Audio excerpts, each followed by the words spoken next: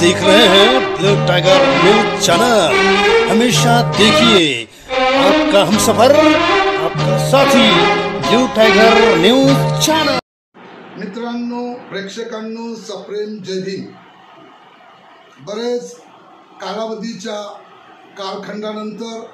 आम्ही आज आपणाशी प्रत्यक्ष संवाद करण्याकरता आलेलो आहोत। सर्वप्रथम ब्लू टाइगर न्यूज चॅनलचे कार्यक्रम नियमितपणे बघणाऱ्या महाराष्ट्र राज्यातील तमाम प्रेक्षकांचे, तसेच ब्लू टाइगर न्यूज चॅनलचे कार्यक्रम नियमितपणे ऐकणाऱ्या महाराष्ट्र राज्यातील तमाम श्रोत्यांचे आम्ही ॲडव्होकेट सुधीर एच तायडे हार्दिक स्वागत करतो आणि आपणा सर्वांना धन्यवाद देतो। मित्रांनो, प्रेक्षकांनो, आज दणका या सदरामध्ये एका विशेष विषयांवर आम्ही आपणाशी संवाद साधणार आहोत। दणका या सदरामध्ये आमचा जो विषय आहे, लाकडी पुरस्कार, कागदी पुरस्कार आणि शासकीय पुरस्कार। लाकडी पुरस्कार, कागदी पुरस्कार आणि शासकीय पुरस्कार, आणि पुरस्कार कोणाला दिले जातात, महाराष्ट्र राज्यामध्ये पुरस्कार कोणाला दिले जातात, केंद्र सरकारचे पुरस्कार कोणाला दिले जातात, या संबंधी आम्ही या दणका या सदरामध्ये रोखठोकपणे चर्चा करणार आहोत, संवाद करणार आहोत आणि परखडपणे आम्ही आपले विचार मांडणार आहोत। मित्रांनो, आपण बघतो की समाजामध्ये अनेक फुसके फटाके आहेत। फुसके फटाके याचा अर्थ त्यांच्याकडे लांब लांब वाती आहेत, मोठ्या मोठ्या पदव्या आहेत, मोठी पदं आहेत, आर्थिकदृष्ट्या संपन्नता त्यांच्याकडे आहे, पण बुद्धी शून्य त्यांच्याकडे आहे। आणि म्हणून अशा फुसक्या फटाक्यांचं सामाजिक क्षेत्रामध्ये योगदान शून्य, साहित्य क्षेत्रामध्ये योगदान शून्य, राजकीय क्षेत्रामध्ये योगदान शून्य, सांस्कृतिक क्षेत्रामध्ये योगदान शून्य, क्रीडा क्षेत्रामध्ये योगदान शून्य। तरी सुद्धा या बुद्धिहीन श्रीमंत लोकांच्या आपण निवासस्थानी जर भेट दिली, यांच्या बंगल्यामध्ये आपण जर गेलो, तर यांच्या बंगल्यामध्ये एक फार मोठा दिवाणखाना आहे आणि त्या दिवाणखान्यामध्ये त्यांचे एक मोठं काचेचं कपाट आहे आणि त्या काचेच्या कपाटामध्ये या बुद्धिहीन लोकांनी त्यांना वर्षभरात जे पुरस्कार मिळाले ते लाकडी पुरस्कार त्या काचेच्या कपाटामध्ये त्यांनी सजवून ठेवलेले आहेत आणि भिंतीवर त्यांनी कागदी प्रमाणपत्र लावून ठेवलेले आहे। या लोकांना एक प्रकारचा आजारच जडलेला आहे, एक प्रकारची बिमारीच जडलेली आहे की एका वर्षामध्ये किमान त्यांना 12 पुरस्कार मिळालेच पाहिजे। जर त्यांना एखाद्या वर्षामध्ये जर 9 पुरस्कार मिळाले, 10 पुरस्कार मिळाले, तर यांचा बीपी सुद्धा वाढतो। आता हे पुरस्कार मिळतात कसे, तर महाराष्ट्रामध्ये आणि भारतातील अनेक राज्यांमध्ये आणि मोठ्या मोठ्या महानगरांमध्ये अशा पुरस्कार वाटणाऱ्या, वितरित करणाऱ्या, मी तर म्हणेन विकणाऱ्या अशा अनेक नोंदणीकृत सामाजिक संस्था आहेत। आणि या सामाजिक संस्था दरवर्षी वृत्तपत्रांमध्ये, नंतर सोशल मीडियामध्ये, त्यानंतर दूरदर्शनमध्ये, टीव्ही चॅनलमध्ये ते जाहिरात देतात की सामाजिक क्षेत्रामध्ये, आरोग्य क्षेत्रामध्ये, क्रीडा क्षेत्रामध्ये, साहित्य क्षेत्रामध्ये, कला संस्कृती क्षेत्रामध्ये जर तुमचे योगदान असेल तर तुम्ही तुमचे प्रस्ताव पाठवा आणि तुमच्या प्रस्तावासोबत 5,000 रुपये शुल्क असे ते जवळपास दर वर्षी किमान हजार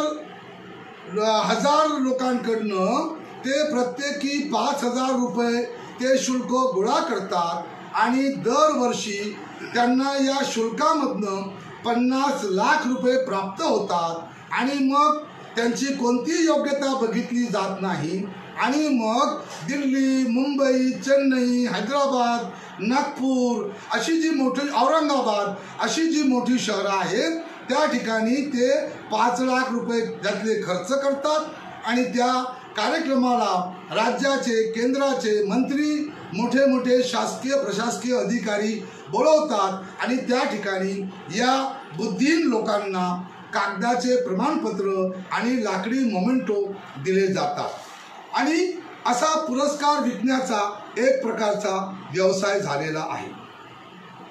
आता राज्य सरकारकडनं आणि केंद्र सरकारकडनं दरवर्षी युगपुरुषांच्या नावाने साहित्य क्षेत्रामधील, आरोग्य क्षेत्रामधील, क्रीडा क्षेत्रामधील, सामाजिक क्षेत्रामधील पुरस्कार दरवर्षी वितरित केले जात असतात. मग हे पुरस्कार मिळतात कुणाला? तर जो एखादा नेता असेल, जो एखादा मंत्री असेल आणि त्या मंत्र्याला, त्या नेत्याला रोज दंडवत घालणाऱ्या, त्या नेत्याची किंवा मंत्र्याचे जे रिकामे गिलास आहे त्या गिलासामध्ये दारू ओतणाऱ्या, नेत्यांचे मंत्र्यांचे पाय चेपणाऱ्या, फार्म हाऊसमध्ये नेत्यांचे आणि मंत्र्यांची मालिश आणि मसाज करणाऱ्या, नेत्याचे आणि मंत्र्याच्या घरचं दळण आणणाऱ्या,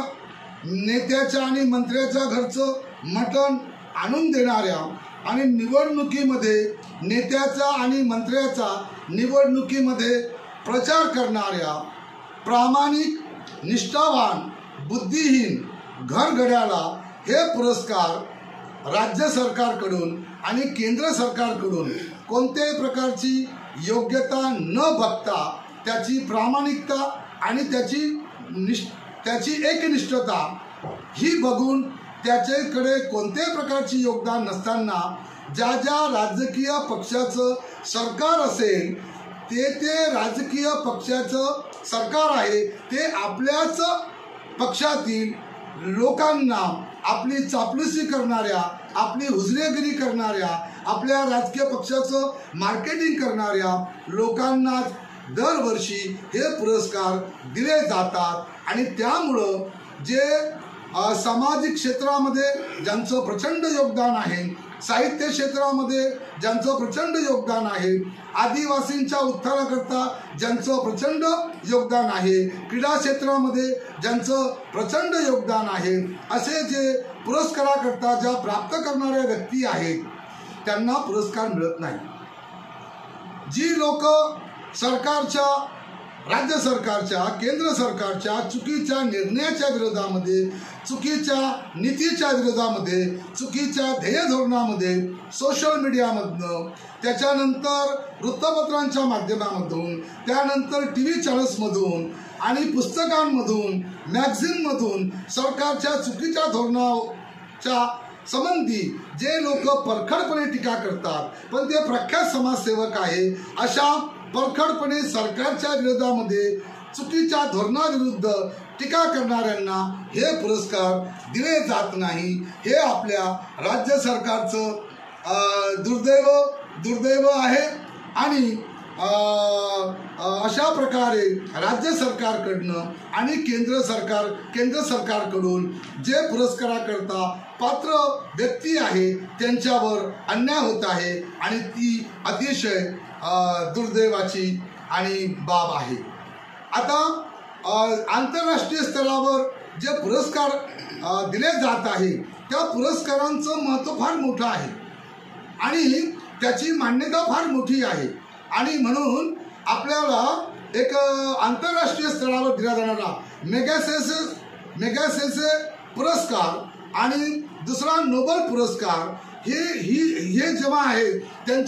त्यांची एक निवड समिती असते आणि पत्रकारितेच्या क्षेत्रामध्ये, आदिवासींच्या उत्थानाच्या क्षेत्रामध्ये, सामाजिक क्षेत्रामध्ये, साहित्य क्षेत्रामध्ये, कला क्षेत्रामध्ये, क्रीडा क्षेत्रामध्ये, आरोग्याच्या क्षेत्रामध्ये ज्याचं प्रचंड असं योगदान आहे अशा व्यक्तींना ती निवड समिती त्याचा गोपनीय अहवाल तयार करून त्यांना पत्र पाठवते आणि म्हणून आंतरराष्ट्रीय स्तरावर संपूर्ण विश्वामध्ये मेगॅसेसे पुरस्कार आणि नोबेल पुरस्कार याचं फार मोठं महत्त्व आहे. त्याला फार मोठी मान्यता आहे. परंतु राज्यामध्ये आणि केंद्रामध्ये या मागील 20 वर्षापासून जे पुरस्कारांचं वितरण केलं जात आहे ते दुर्दैवानं जे सरकारची चापलुसी करतात, जे सरकारची हुजरेगिरी करतात, जे सरकारच्या धोरणाचं मार्केटिंग करतात, जे सरकारच्या चुकीच्या धोरणावर टीका करत नाही असा चापलुसी करणाऱ्या आणि योग्यता नसणाऱ्या, पात्रता नसणाऱ्या अशाच लोकांना हे पुरस्कार राज्य सरकारकडनं आणि केंद्र सरकारकडनं दिले जात आहे. आणि म्हणून या सरकारच्या, राज्य सरकारच्या असा पुरस्कार देण्याच्या प्रक्रियेमध्ये जो काही भेदभाव केला जात आहे त्या भेदभाव पूर्ण धोरणाचा आम्ही ब्लू टायगर न्यूज चॅनलच्या वतीने आम्ही त्याचा निषेध करतो. दुसरी आणखी महत्त्वाची गोष्ट आहे की याच्यामध्ये प्रस्ताव मागितले जातात. अरे, जी महाराष्ट्रामध्ये आदिवासी क्षेत्रामध्ये उत्थानाकरता काम करत आहेत, त्याच्यानंतर राष्ट्रीय एकात्मता करता जी काम करत आहे, नंतर व्यसनमुक्ती करता जी मंडळी काम करत आहे, कुटुंब नियोजनाच्या अभियानामध्ये ज्या व्यक्ती आणि संस्था काम करत आहे, त्याच्यानंतर जातीयता निर्मूलनाच्या क्षेत्रामध्ये जी लोक काम करत आहे, समाज प्रबोधनाच्या क्षेत्रामध्ये जी मंडळी काम करत आहे, आरोग्य क्षेत्रामध्ये जी मंडळी काम करत आहे, क्रीडा क्षेत्रामध्ये जी मंडळी काम करत आहे, अशा सगळ्या मंडळीचं सगळं तपासणी करण्याचं काम हे राज्य सरकारचं आहे. आणि राज्य सरकारनं जिल्हा पातळीवर एक समिती गठीत केली पाहिजे आणि त्या समितीच्या माध्यमातून जी लोक खरंच या पुरस्काराकरता पात्र आहे अशा आपापल्या जिल्ह्यामधनं एक 10 लोकांची नावं राज्य सरकारकडे गेली पाहिजे, केंद्र सरकारकडे गेली पाहिजे. आणि कोणत्याही राजकीय पक्षाच्या वशिल्याशिवाय, कोणत्याही राजकीय नेत्यांच्या, मंत्र्याच्या शिफारशीशिवाय जी लोक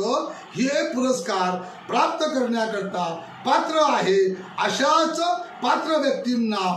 हे पुरस्कार मिळाले पाहिजेत. कारण की हे पुरस्कार कोणत्या नेत्याच्या स्वतःच्या निधीतून दिले जात नाही, कोणत्या आमदाराच्या निधीतून दिले जात नाही, कोणत्याही खासदाराच्या निधीतून दिले जात नाही, कोणत्याही मंत्र्याच्या निधीतून दिले जात नाही. तर राज्य सरकारकडे जो जनतेचा निधीतनं जो पैसा गोळा होतो, केंद्र सरकारकडे देशातील जनतेकडनं जो कराच्या स्वरूपामध्ये पैसा गोळा होतो, त्या पैशातूनच हे पुरस्कार दिले जातात. आणि म्हणून महाराष्ट्र राज्य हे छत्रपती शिवाजी महाराजांचं राज्य आहे, ही डॉक्टर बाबासाहेब आंबेडकरांची कर्मभूमी आहे, ही संत गाडगेबाबांची कर्मभूमी आहे, ही राष्ट्रसंत तुकडोजी महाराजांची कर्मभूमी आहे, ही डॉक्टर पंजाबराव देशमुखांची ही कर्मभूमी आहे, हे छत्रपती शाहू महाराजांची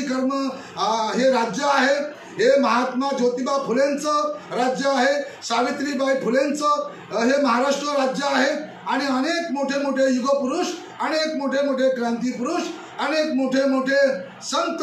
आणि परिवर्तनवादी संतांचा जन्म या महाराष्ट्र राज्यामध्ये झाला पाहिजे. कमीत कमी या पुरोगामी राज्यामध्ये तरी योग्य आणि पात्र व्यक्तींना महाराष्ट्र राज्य सरकारकडून पुरस्कार मिळाले पाहिजे आणि ते त्याच्या योग्यतेवर, ते त्याच्या मेरिटच्या आधारावर हे पुरस्कार दिले पाहिजे असं आमचं स्पष्ट मत आहे. आणि म्हणून आता यावर्षी तरी आता उद्धव ठाकरे साहेब या राज्याचे मुख्यमंत्री आहेत आणि म्हणून उद्धव ठाकरे साहेब, मुख्यमंत्री साहेब यांनी याच्यामध्ये पुढाकार घ्यावा आणि संपूर्ण महाराष्ट्र राज्यामध्ये जिल्ह्याच्या पातळीवर जे काही क्रीडा क्षेत्रातील पुरस्कार आहेत, त्याच्यानंतर आरोग्य क्षेत्रातील पुरस्कार आहे, सामाजिक क्षेत्रातील पुरस्कार आहे, साहित्य क्षेत्रातील पुरस्कार आहे, क्रीडा क्षेत्रातील पुरस्कार आहे, हे आणखी खूप सारे क्षेत्र आहेत. या भिन्न क्षेत्रामधील वेगवेगळ्या प्रकारचे संपूर्ण तपासणी जिल्हा पातळीची जी काही 21 लोकांची निवड समिती असेल त्याच्यामध्ये कलेक्टर असला पाहिजे, त्याच्यामध्ये जिल्हा मुख्य कार्यकारी असले पाहिजेत, त्याच्यामध्ये समाज कल्याण अधिकारी असले पाहिजे, त्याच्यामध्ये जिल्ह्याच्या पालकमंत्री असले पाहिजे, त्याच्यामध्ये एक आमदार असले पाहिजे आणि बाकीचे 11 लोक हे वेगवेगळ्या क्षेत्रामधली तज्ज्ञ मंडळी, बिगर राजकीय मंडळी असली पाहिजे आणि जिल्ह्यामधल्या सगळ्या जाती धर्मामधनं या लोकांची निवड झाली पाहिजे आणि 10 लोकांची निवड दरवर्षी झाल्यानंतर ही राज्य सरकारकडे गेली पाहिजे आणि त्याच्यामधले 3 लोकांची निवड ही राज्य सरकारची जी निवड समिती आहे त्यांच्याकडून झाली पाहिजे। हा कोणत्या पक्षाचा आहे, हा कोणत्या जातीचा आहे, हा कोणत्या धर्माचा आहे, हा आपल्या पक्षाचा आहे किंवा नाही, या आपला मतदार आहे किंवा नाही, यानं आपल्याला मतदान केलं आहे किंवा नाही, या कोणत्याही गोष्टीला महत्त्व देऊ नये। केवळ आणि केवळ त्याच्यामध्ये असलेली योग्यता आणि त्याचं त्या क्षेत्रामधलं योगदान याची दखल घेऊन महाराष्ट्र राज्यामध्ये योग्य व्यक्तीला राज्य सरकारकडनं पुरस्कार मिळाले पाहिजेत आणि जर हे पुरस्कार योग्य व्यक्तीला मिळाले तरच या पुरस्कारांचं मूल्य होईल आणि जर चुकीच्या आणि बुद्धिहीन लोकांना आणि अभद्र लोकांना जर असे किलोने जर हे पुरस्कार मिळाले तर त्या युगपुरुषांच्या नावाने दिलेल्या पुरस्कारांचं निश्चितपणे अवमूल्यन होईल असं आम्हाला वाटते। महाराष्ट्र राज्यामध्ये काही व्यसनमुक्ती क्षेत्रामध्ये काम करणारे डॉक्टर अभय बंग, त्याच्यानंतर कुष्ठमुक्तीकरता काम करणारे डॉक्टर विकास आमटे, डॉक्टर प्रकाश आमटे, त्याच्यानंतर शेतकरी लोकांसाठी काम करणारे साहित्य फिल्मी अभिनेता नाना पाटेकर, मराठी फिल्मी अभिनेता, त्याच्यानंतरचे मकरंद नासपुरे, त्याच्यानंतरचे वृक्षारोपणाचा काम करणारे आमचे मराठी कलावंत सयाजी शिंदे, अशी बरीचशी मंडळी फार जोमानं काम करत आहे। अशा लोकांना जे काही पुरस्कार मिळालेले आहेत त्याबद्दल आमचा कोणत्याही प्रकारचा आक्षेप नाही आणि ज्यांना मिळाले नसतील त्यांना राज्य सरकारने जरूर ते पुरस्कार द्यावे, मात्र योग्य उमेदवारांना पुरस्कार मिळाले पाहिजे आणि महाराष्ट्र राज्याने उद्धव ठाकरे साहेबांनी त्यांच्या मुख्यमंत्री पदाच्या कारकिर्दीमध्ये एक महाराष्ट्र राज्यामध्ये, या पुरोगामी राज्यामध्ये एक नवीन परंपरा सुरू करावी अशी सूचना आम्ही महाराष्ट्र राज्य सरकारला करत आहोत। या ठिकाणी आम्ही थांबतो आणि दणका या सदरामध्ये आज आम्ही शासकीय आणि संस्थामार्फत दिलेल्या पुरस्कारांबद्दल विस्तृतपणे चर्चा केलेली आहे। पुरस्कार कुणाला दिले जातात त्याबद्दल आपलं परखडपणे मत मांडलं आहे। आता आम्ही तुमची रजा घेतो, पुढच्या वेळेला एखाद्या नवीन विषयावर परखडपणे आम्ही आपली मतं मांडू। आता तुम्ही ॲडव्होकेट सुधिरेश ताडेला रजा द्यावी आणि आपण या विषयावर आम्ही जी मतं मांडली त्याबद्दल आपल्या प्रतिक्रिया आमच्या व्हॉट्सअप अकाउंटवर, आमच्या ट्विटरवर, आमच्या फेसबुक अकाउंटवर, आमच्या इंस्टाग्राम अकाउंटवर किंवा आमच्या मोबाईल फोनवर संपर्क करून कळवाव्यात। आता आम्हाला रजा द्यावी, आम्ही तुमची परवानगी घेतो। पुढच्या वेळेला दणका या सदरामध्ये पुन्हा भेटू एका नवीन विषयासोबत। या ठिकाणी थांबतो। जय शिवराय, जय भीमराय, जय महाराष्ट्र, जय हिंद, जय संविधान। धन्यवाद।